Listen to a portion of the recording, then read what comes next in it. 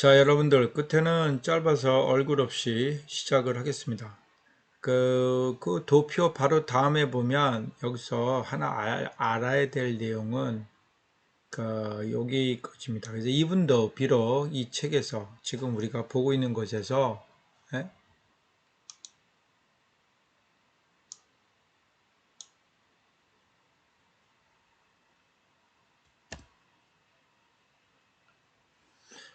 보고 있는 곳에서 우리가 지금 얘기하는 것처럼 멘토하고 코칭은 되겠지만 뭐 코칭이 더 낫다, 멘토가 낫다 이런 뜻이 아닙니다. 그냥 차이점을 보인 거예요. 아까도 제가 학생들 가르칠 때 지금 특히 검정고시라든가 수능을 도와줄 때 그 얘기를 했었죠. 그래서 they do have different relationship입니다. 그래서 우리가 다른 관계를 갖고 있고 different skill입니다. 그래서 중요한 것은 is important to tease these out 이런 어떤 것들을 우리가 좀 잘 이해해야지 이것이 나는 코치야, 멘토가 아니야. 나는 멘토야. 이게 아니라 좀 더 양쪽의 차이점을 알면서 이걸 어떻게 상호, 믹스 앤 매치 이런 것도 한번 생각해 볼 수 있지 않을까 저는 그렇게 생각을 합니다. 그래서 이렇게 바라볼 때 우리가 여기에 보면 정의 여기서 있는 그래서 디베이트 디스커션인데요. 그래서 많은 사람과 there are two aspects. 그래서 우리가 걱정되는 부분 두 가지 있을 수 있다. 첫 번째가 뭐냐면 바로 여기서 얘기하는 첫 번째는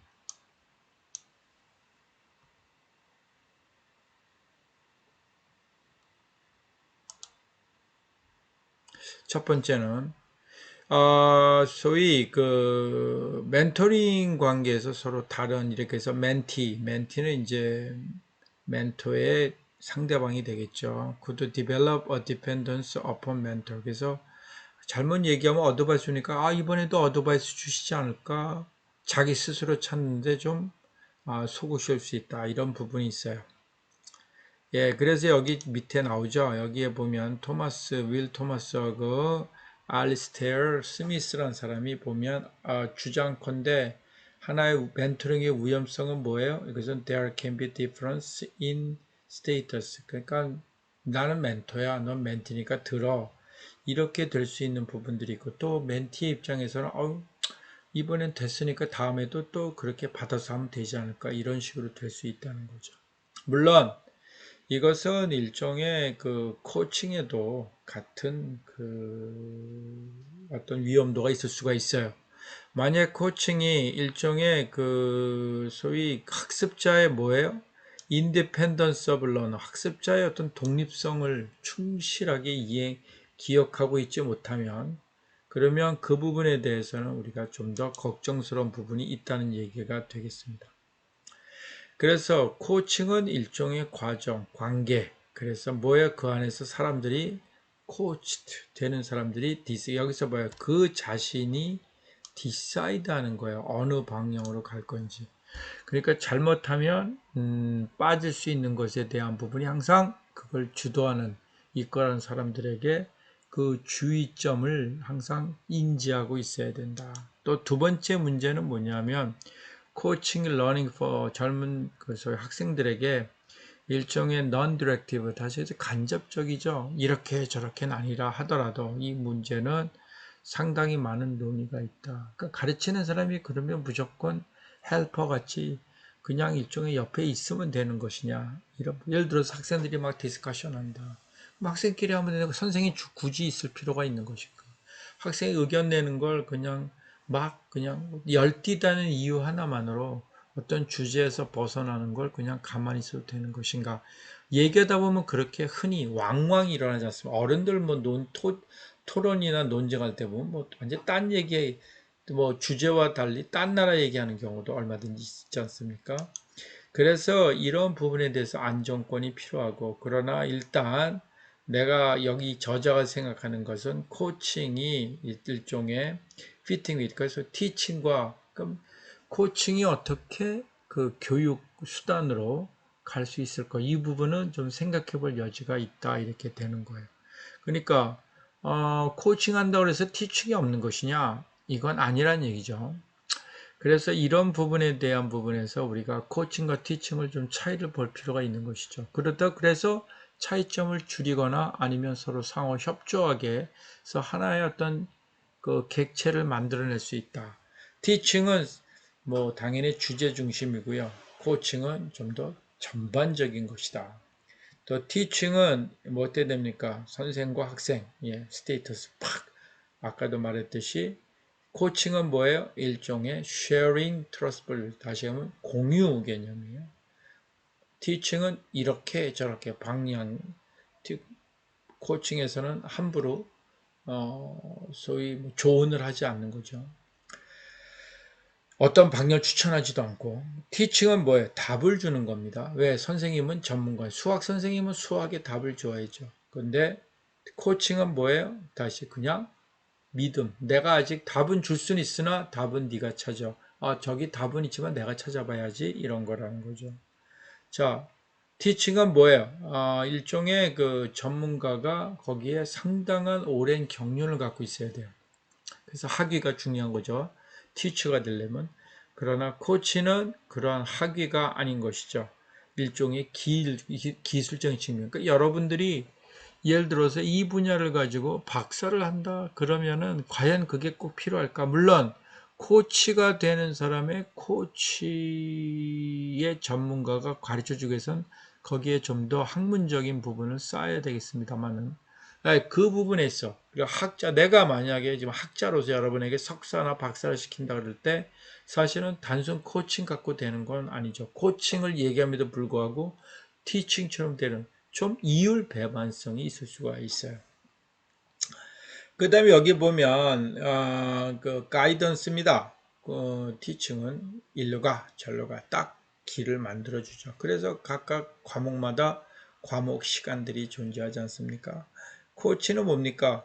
일종의 그 어우너시고 자기 스스로가 변화와 발달의 기둥이니까 선생님 위에서 이 길이 막 일로 가면 너는 수학에 어느 정도 점수, 내가 만든 길에 이 정도 가면 넌 C, 이 정도 가면 B, 이 정도 가면 A. 그게 아니라 코칭은 뭡니까? 그건 티칭이고, 코칭은 네가 이런 식으로 간다면 네 스스로가 좀 더 변해가는 모습의 주도자가 될 수 있다.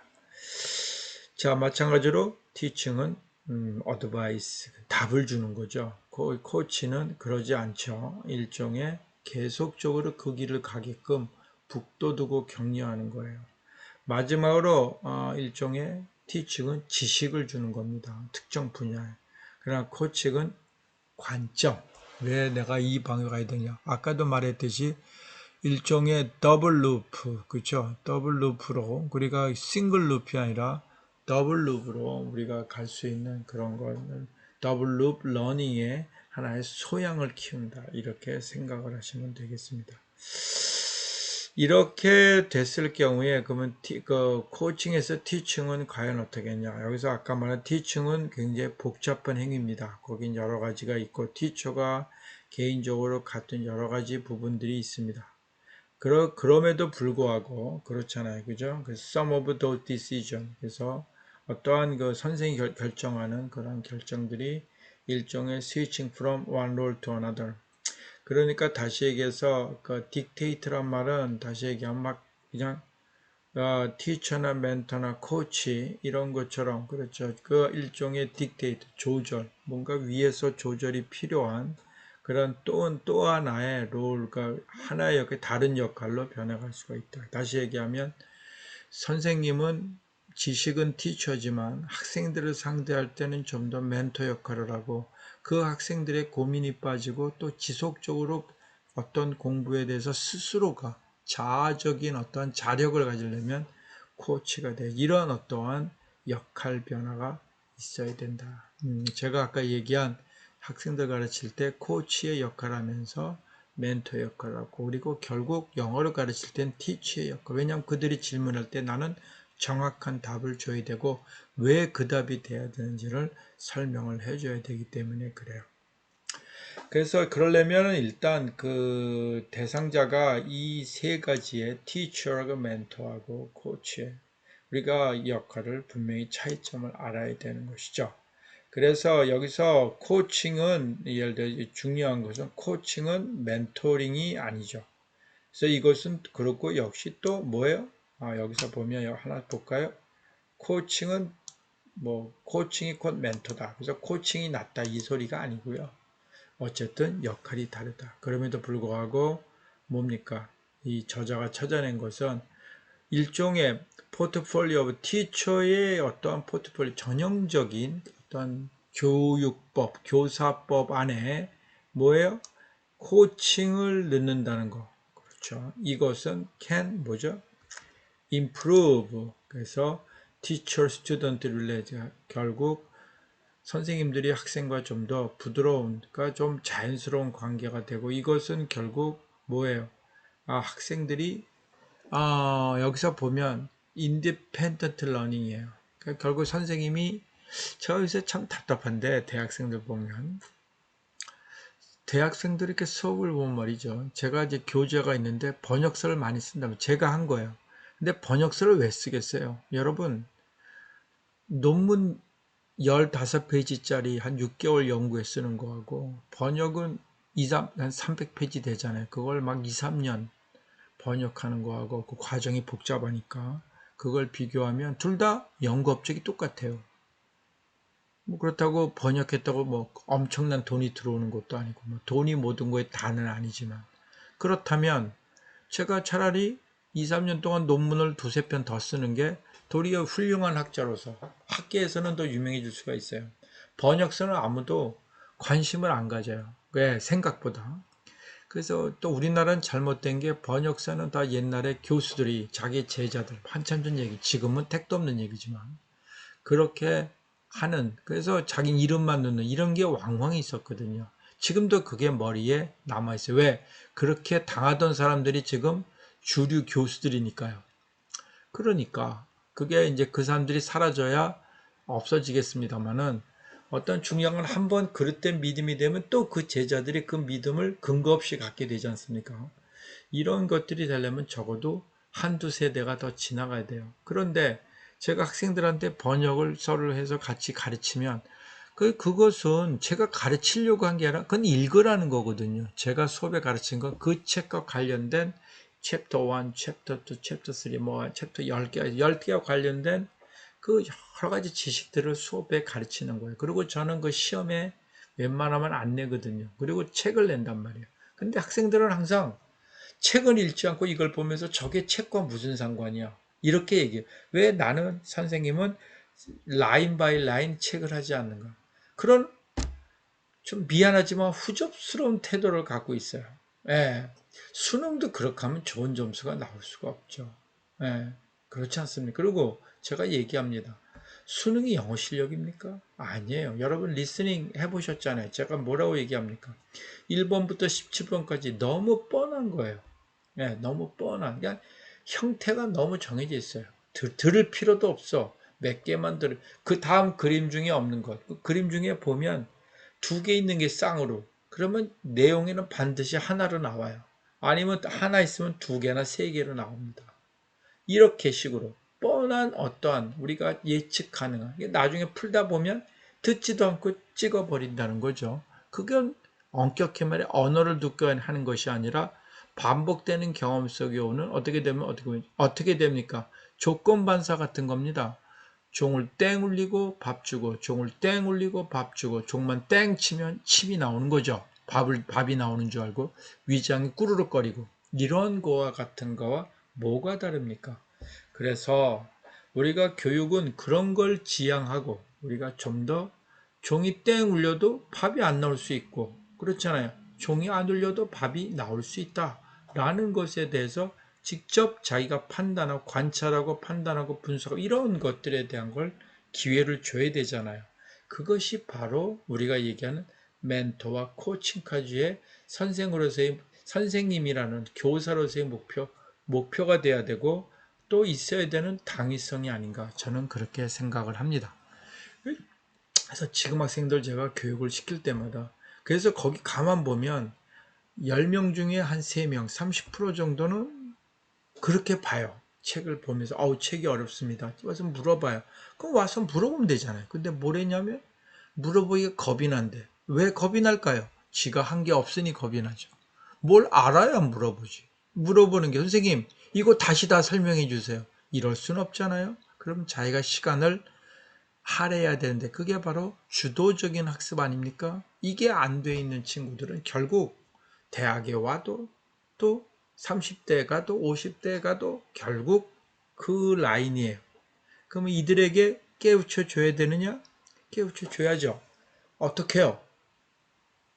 저는 굳이 뭐 이런 생각이 들어요. 그리고 제가 지금 노인대학에서 영어 그 소위 두뇌력 강화, 치매 예방을 하고 있는데 여러분들 20, 30대 안 한 사람은 7, 80대도 안 해요. 3살 버릇 80까지 간다. 공부는 버릇이고요. 그 버릇은 어떻게 돼? 내가 좋아야 되고 내가 스스로 키우는 거예요. 그렇기 때문에 그게 그렇게 되도록 옆에서 잘 조언해 주는 게 멘토이고 코칭 아닙니까? 티처는 학습을 절대적으로 자기 걸로 만들고 스스로 뭔가 자기의 영역화 시키는 역할은 티처와 티칭으로서는 쉽게 할 수 없습니다. 그 다음에 멘토와 소위 그 코치가 바로 그런 거예요. 그래서 이런 것들에 대한 믿음을 주는 거니까 이런 역할을 과연 해야 되나요? 예.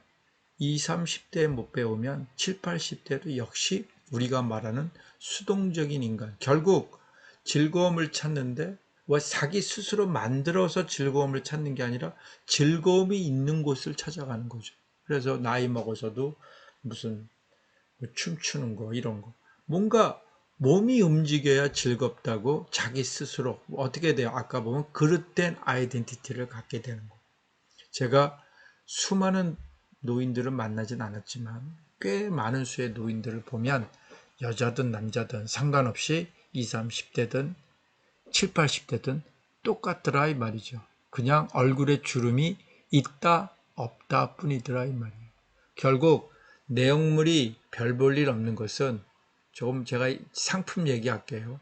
현대백화점, 롯데백화점 포장지를 씌우든 좀 더 뭐 시장에서 조금 쓰는 좀 백화점 정도 아니지만 그냥 누런 종이로 싸든 제품이 좋으면 누런 종이로 싸도 그 제품은 엄청난 값어치가 있는 거고 제품이 별 볼 일 없으면 아주 훌륭한 뭐 이름난 걸로 싸도 거기서 거기인 것이다. 저는 그래서 노인과 젊은이들은 결국 포장지의 차이밖에 차이가 없고 내용물은 똑같다. 다시 얘기하면 상중하면 최소한 상에는 속하지 못한다는 거예요. 이것을 어떻게 깨우쳐야 되느냐.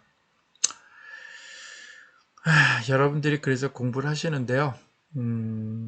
저는 성향이 있다고 생각합니다. 그리고 그것을 또 그 성향 있는 애들이 또 운도 좋아야 돼요. 적절한 선생님을 만나야 되는 이런 것들이 같이 가야 되지 않을까 이렇게 생각을 하면서 좀 안타까운 마음을 가지면서 이 수업을 마치도록 하겠습니다. 여기까지 잘 살펴보시기 바랍니다. 예, 끝내겠습니다.